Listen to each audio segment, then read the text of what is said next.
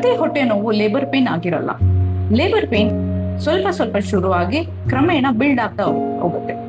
ಅರ್ಧ ಗಂಟೆಗೆ ಒಂದ್ಸತಿ, ಕಾಲ್ ಗಂಟೆಗೆ ಒಂದ್ಸತಿ, 10 ನಿಮಿಷಕ್ಕೆ ಒಂದ್ಸತಿ, ಆ ತರ ಟೈಮ್ ಪಾಸ್ ಆದಂಗೆ ಕಾಂಟ್ರಾಕ್ಷನ್ಸ್ ಜಾಸ್ತಿ ಆಗ್ತಾ ಹೋಗುತ್ತೆ.